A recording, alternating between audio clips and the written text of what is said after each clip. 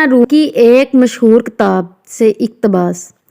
जब तू मजनू नहीं है तो तुझे क्या खबर लैला कौन है। बादशाह वक्त अपने मुसाहबीन के साथ कहीं जा रहा था। जब उसके मुसाहबीन में से किसी ने उसे बताया कि आलीजा, ये जो औरत अभी अभी आपके करीब से गुजरी है, ये लैला थी।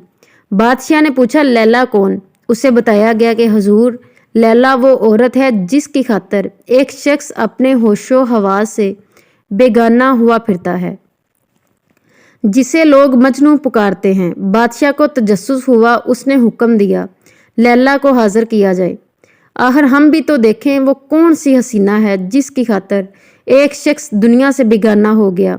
चनाचे लैला को हाजिर किया गया। बादशाह ने देखा कि लैला एक स्याह फाम आम सी औरत है जिस पर शायद कोई दूसरी निगाह डालने की भी ख्वाहिश न रखे। वो लैला से मुखातिब हुआ, ए लैला, मुझे तो तुझ में कोई ख़ास बात दिखाई नहीं देती, फिर मजनू तेरी खातिर दीवाना क्यों हो गया?